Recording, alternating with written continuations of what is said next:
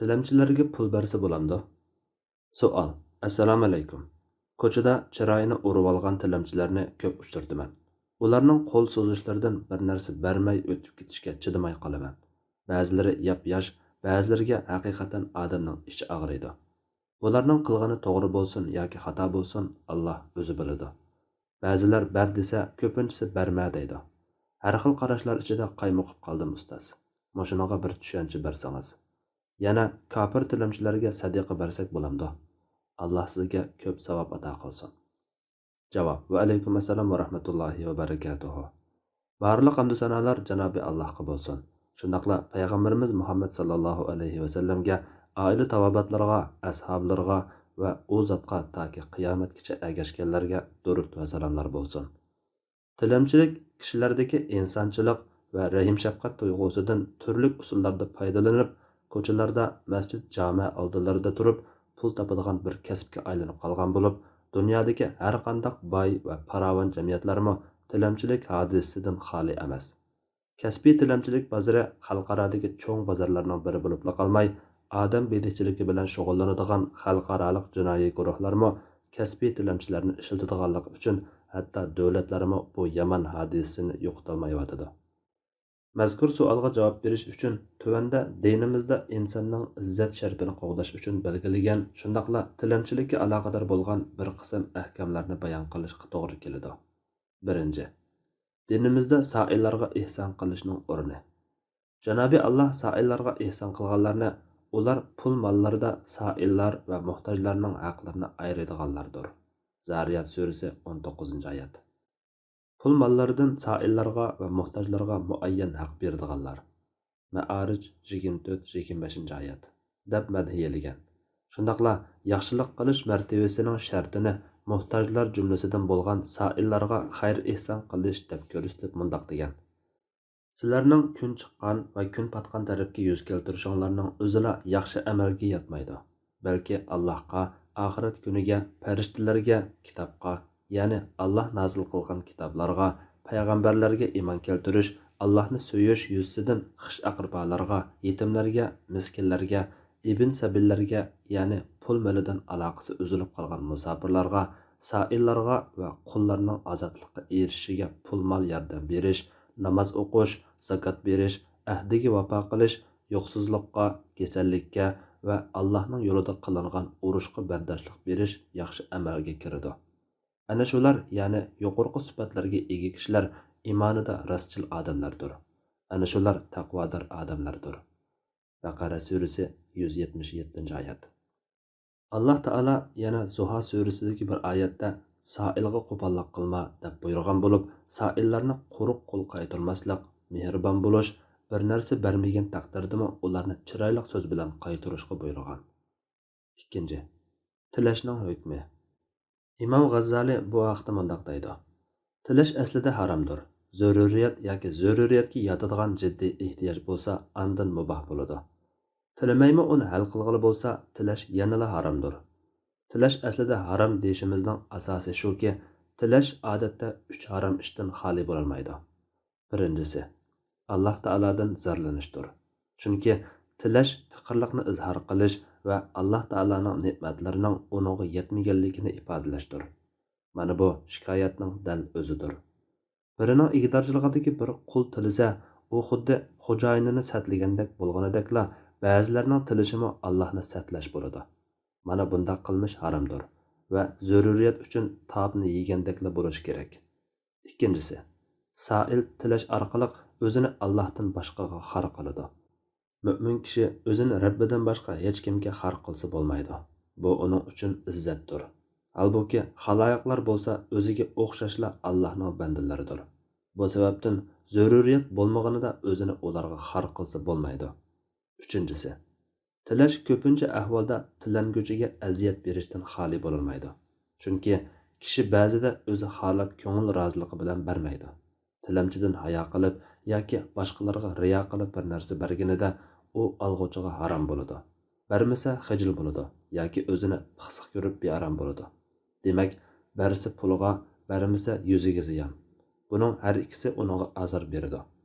Buning sababchisi bo'lsa soil bo'lib, azar berishmi zaruriyat tepilmaganida haromdir. 3. Islom dinimiz kasbiy tilamchilikka qanday qaraydi? Albatta, inson hurmatli qilib yaratilgan bo'lib, Alloh taolo insonni izzatlab, hurmatlab yaratganligini mundoq bayon qilgan. Shak shubhasizki, biz odam bolalarini hurmatli qildik. Ularni quruqlikda uloqlarga mindirdik, dengizda kemalarga chiqardik. Ularni shirin yemakliklar bilan rizqlantirdik. Ularni maxluqotlarimizning nurg'unidan ustun qildik. Isro surasi 70-oyat. Musulmon kishining ishlamay o'rinliq qilishi harom bo'lganidek, majburlaydigan ahvol bo'lmasimi yuzini tushirib, Alloh taolo qilgan odamiylik izzat obro'yini to'kib, kishilardan bir narsa tilishimi haromdir. Shunga payg'ambar alayhissalom eng qattiq qarshi turgan va musulmonni cheklagan ish tilashdir. Payg'ambar sallallohu alayhi vasallam bir hadisda ehtiyoji bo'lmasimi tilagan odam xuddi cho'g'ni qo'llari bilan yiqqan kishiga o'xshaydi. Yana bir hadisda kimki millini ko'paytirish uchun tilasa, qiyomat kuni yuzida yara bilan ko'rinadi. U jahannamning qizitilgan toshlarini yegan bo'ladi. Jiqyamdi, ozyamdi o'zining ixtiyori degan. Tilashga majbur bo'ladigan ehtiyoj tepilgandimi, tilimay savr qilsa, albatta bu madhiyalanadigan ishdir. Alloh taolo yana bir oyatda ularni mundoq ta'riflagan. Ahvolni uqmaganlar ularning narsa tilmaganliklariga qarab, ularni boy deb gumon qiladi. Ularning chiroyidan tunaysan. Ular kishilarga chaplashib olib tilamchilik qilmaydi. Malonlardan nimani xayri ehson qilmanglar, Alloh haqiqatan uni bilguchidir. Baqara surasi 273-oyat. Bu oyatda tilga ilingan haqiqiy miskin bilan kishilarga chaplashib olib tilamchilik qilish mono hadisda bayon qilingan. Bir ikki tal xurma yoki bir ikki loqma bilan qaytib ketadigan odam miskin emas. Lekin miskin degan o'zini tilashdan pok tutadigan kishidir. Xohlasanglar oyatni o'qinglar. Ya'ni Alloh taolaning ular kishilarga chaplashib olib tilamchilik qilmaydi degan oyatini. Bu oyat va hadislardan kishilarga chaplashib olib, ko'ziga kirib olib, qashonliq bilan tilashning dinimizda ayiblangan qilmish ekanligi ma'lum bo'ladi. Tilisa yoki so'risa bo'ladigan ahvollarni mono hadis bayon qilgan. Ibn Muhariq radhiyallohu anhu mundoq deydi. Bir kuni ikki kishi orasidagi jidalni hal qilish va qon to'kilishning oldini olish uchun oraga tushib, to'lab qo'yishni o'z ustimga oldim. To'lashim kerak bo'lgan miqdorni payg'ambar alayhissalomdan so'rab bordim. Payg'ambar alayhissalom menga bizga zakot mol kelguchi kutib tur, kelsa sana berimiz dedi. Undan keyin yana mundoq dedi. Ey qabisa, tilash 3 kishidan boshqaga halol bo'lmaydi. Birinchisi, ikki tarafni isloh qilish uchun pul to'lab qo'ymoqchi bo'lgan kishi bo'lib, uni to'lab bo'lguncha tilisi bo'ladi. To'layotgandan keyin tilimaydi. Ikkinchisi, cho'ng bir baloyi ofat tufaylidan pul milidan ayrilib qolgan kishi bo'lib, ehtiyojini qamdab o'zini ruslab olguncha tilisi haloldir. Uchinchisi, namratlashib qolgan kishi bo'lib, uni to'naydiganlardan aql 3 kishi palani namratlashib qoldi desa, u kishi ehtiyojini qamdab o'zini ruslab olguncha tilisi haloldir. Ey qabisa, bulardan boshqa ahvollarda tilab yegan narsalar haromdir. Uni yeganlar harom yegan bo'ladi. 4. Saillarga chiroyliqcha askartish berish. Yuqorqi bir hadisda payg'ambar alayhissalom Hazrati Qabisa radhiyallohu anhuga chiroyliq askartish bergan. Yana bir hadisda Hazrati Hakim ibn Hizam radhiyallohu anhuga bergandimi mundoq askartib: "Ey Hakim, haqiqatan bu mol dunyo yap-yeshil tatliqdir. Uni qanoat bilan olgan odamga barakat beriladi. Ochko'zlik bilan olgan odamga barakat berilmaydi. Bundoq odam xuddi yeb to'ymaydigan odamga o'xshaydi. Bergan qo'l olgan qo'ldan yaxshidir" degan. 5. Masjid ichida tilashning va sadaqa berishning hukmi. Imom Ibn Taymiya mundoq deydi. Tilash masjid ichida bo'lsin, sirtida bo'lsin, zaruriyat tepilmagan ahvolda aslida haromdir. Zaruriyat tepilib masjid ichida tilisa, agar kishilarning bu yo'llardan atlab ularga azor bermasa, al aytishda yolg'onchilik qilmasa, kishilarni bearom qilgudek yoki xotib oxunim xutba so'zlayotgan va yoki jamoat ilm o'rganayotgandek ahvolda tilimasa joizdir degan. Imom Suyuti qatorliq ba'zi olimlar masjid ichida tilash tanzihi makruh, tilaganga berish sabab, makruh emas, haromg'u aslo emas. Ilgirgilardan naql qilinganimi, hadislar ko'rsatganimi shu degan. Agar bundoq ahvol ko'rilsa, namozxon jamoatni bearom qilmaslik va Allohning baytida Allohdan boshqasidan tilagan bo'lmaslik uchun masjid ichida tilganlarga chiroyli askartish berib, masjid sirtiga chiqarish munosibdir. 6. Tilamchiga sadaqa beriladigan miqdor. Tilamchiga azroq bir narsa berish albatta kishining ixtiyoridagi savobli ish. To'liq ehtiyojini qamdog'idek berish yaxshi, vojib emas. Lekin tamoq yoki ichimlik yoki dori tilaganlarga ehtiyojini qamdog'idek berish ahvolga qarab vojib darajasiga berishi mumkin. Bir hadis qudusiyda kelishicha Alloh taolo qiyomat kuni: "Ey odam o'g'li, men taom talab qilsam bermading'u" deydi. Odam o'g'li: "Ey Rabbim, men sana qandoq taom beraman? Sen butkul koinotning egisi tursang" deydi. Alloh taolo: "Bilamsan, faloni bandam sendan taom talab qildi, lekin sen uninga taom bermading. Agar sen uninga taom bergan bo'lsang, buning mukofotini mening qashimda topadiganligini bilmadingmi?" deydi. Ondan: "Ey odam o'g'li, men sendan suv talab qilsam bermading'u" deb so'raydi. Odam o'g'li: "Ey Rabbim, men sana qandoqmi suv beraman? Sen degan butkul olamlarning egisi tursang" deydi. Alloh taolo: "Bilamsan, faloni bandam sendan suv talab qilgan edi, sen bermading. Agar uninga suv bergan bo'lsang, buning mukofotini mening qashimda topatding" deydi. Payg'ambar sallallohu alayhi vasallam yarim xurma sadaqa qilish orqali bo'lsa-mu, o'zinglarni jahannam o'tidan qutqizinglar. Agar unimi topolmasanglar, yaxshi so'z qilish orqali jahannam o'tidan qo'g'dinishga tirishinglar degan. Payg'ambar sallallohu alayhi vasallam yana mundaq degan: "Sailni bir narsa so'rab kelsa, qo'y yoki o'chkining kuyib ketgan to'yqini berib bo'lsa-mu yo'lga solinglar. Ya'ni quruq qo'l qaytarmanglar." 7. Sailning haqiqiy muhtoj yoki saxta muhtojligini bilmagan ahvolda qanday qilish kerak? Albatta, hozirgi kuzatish va ba'zi tadqiqot natijalaridan qaraganda, tilamchilar to'pida egichoqsiz yashaganlarni o'z ichiga olgan haqiqiy yordamga muhtoj yoki ojiz kishilar bor bo'lganidek, tilamchilarning yarmidan ko'p qismining turadigan yeri bor, farovonlik yoki kutunish pulidan bahralanishga salohiyati bor, lekin ular yanada tilamchilik qilib ortiq kirim qilishni tanlagan. Tilamchilar orasida yana yolg'ondan bechora, meyib majruh siyoqqa kirib oladigan sog'lomlarmi bor ekan. Ba'zi davlatlarda ular tilamchilikdan qilgan kirimining ko'p qismini aroq ichish va zahar chekishdek yomon odatga sarf qiladi ekan. Turmushimizda ko'ch-ko'ylarda har kuni degudek tilamchilarni uchratamiz. Ba'zida kishilarni ixtiyorsizla bu kishi haqiqiy tilamchimi yoki emasmi degan o'yga keltirib qo'yadiganlar bor. Sadiq qilg'uchiga nisbatan ularning qaysisining haqiqiy yordamga muhtoj, qaysisining yolg'ondan meyib majruh, qaysisining aroq ichib zahar chekadiganligini farqlantirishi intayin tez. Bu sababdan ahvolga qarab haqiqiy muhtojligini ta'minlagan kishiga sadaqa berish, muhtoj emasdek ko'ringuniga bermaslik eng munosib bo'lsa kerak.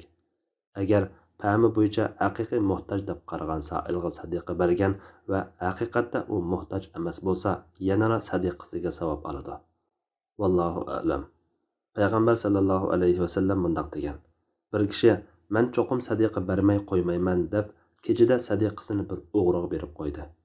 Tong atqanda kishilar kecha bir o'g'riga sadaqa berilibdi deyishga turibdi aloqa kishi: "Ey Alloh, barliq hamd sana sanga xosdir. Men yana cho'qim sadaqa bermay qo'ymayman" deb kechida sadaqasini bir fohishaga berib qo'ydi. Tong atqanda kishilar kecha bir fohishaga sadaqa berilibdi deyishga turibdi. U kishi: "Ey Alloh, barliq hamd sana sanga xosdir. Men bir fohishaga sadaqa bergandimanmi? Men yana cho'qim sadaqa bermay qo'ymayman" deb kechida sadaqasini bir boyning qo'liga berib qo'ydi. Tong atqanda kishilar kecha bir boyga sadaqa berilibdi deyishga turibdi aloqa kishi: "Ey Alloh, o'g'riga, fohishaga, boyga sadaqa beribdiman emasmi" dedi. Keyin tushida u kishiga mundaq deyildi: "Sening o'g'riga bergan sadaqangga kelsak, balki u shuning bilan o'g'irlikdan yenib qolsa ajab emas. Fohisha ayolga bergan sadaqangga kelsak, u shuning bilan zinoxo'rlikdan yenib qolsa ajab emas. Boyga qilgan sadaqangga kelsak, u boy ta'sirlanib, Alloh uningga bergan mol dunyoni Alloh yo'lida sarf qilib qolsa ajab emas." Agar berishni to'g'ri topmagan taqdirda sailni chiroylicha rad qilsa va uningga nasihat qilsa bo'ladi. "Sailga qo'pollik qilma" degan oyatmi saillarni chiroyli so'z bilan qaytarishga buyurgan. Mufassirlar bu oyatdagi sailni haqiqiy muhtojlikdan tilagan kishi deb izohlaydi. Masalan, İmam Tabari o oyatni senden tilagan muhtojlarga qo'pollik qilmagan, tomoq berib hojatini ravo qilgan deb tafsir qilgan. 8. Kasb qilib olgan saxta tilamchilarga sadaqa bersa gunoh bo'ladi. Agar kasbiy tilamchilarni aniq bilgan taqdirda ularga sadaqa berish to'g'ri bo'lmagandan sirt, ularga qo'pollik bilan muomala qilish cheklanmaydi. Yuqorqi oyatga muxoliflik qilganlik bo'lmaydi. Chunki kasbiy tilamchilarning to'plaganlari harom bayliq bo'lib, kasbiy tilamchilar tilashni, ishlashdan, kishilarga yuk bo'lishni tar oqqizishdan a'lo bo'ladi. Ular haqiqiy ehtiyojli tilamchilarga yordam qilinishiga to'salg'u bo'ladi. 9. Kasbiy tilamchilarga zakot berishga bo'ladi. Ishlasa ishlab jinini baqalaydigan kasbiy tilamchilarga sadaqa berishga bo'lmaganidek zakot berishga bo'lmaydi. Zakot berguvchimi zakotini zakotga loyiq bo'lgan shaxs va o'rinlarga berishga tirishishi, haqiqiy muhtojlarga, ishlasimi hojatini qamday olmaydiganlarga berish kerak. 10. Kafir tilamchilarga sadaqa berishga bo'ladi. Haqiqiy muhtoj kafir tilamchi agar musulmonlarga qarshi urushmaydigan, ziyon urmaydigan va dushmanlik qilmaydiganlardan bo'lsa, ularga sadaqa bersa bo'ladi. Alloh taolo bu vaqtda bunday buyurgan: Sizlar bilan din sababidan urush qilmagan va sizlarni yurtinglardan haydab chiqarmaganlarga yaxshilik qilishinglardan, ularga adil bo'lishinglardan Alloh sizlarni to'smaydi. Chunki haqiqatan Alloh adil bo'lg'uvchilarni so'ydi. Allah islom dini uchun sizlar bilan urushgan, sizlarni yurtinglardan haydab chiqargan va sizlarni haydab chiqarishga yordamlashganlarni do'st tutishinglardan sizlarni to'sidi. Kimki ularni do'st tutadigan, ular zolimlardir. Mumtahina surasi 8-9 oyatlar. Dinimiz har qanday jonliq narsaga rahim qilishni topilgan tursa, musulmonning musulmon emaslarga mehr shafqat qilish yuzidan sadaqa berishni qandoq muchaklasin? Peygamber aleyhisselam sahabelerge bir adam yolda ketip edip qattiq ussab ketip bir quduqqa tushib suv ichdi.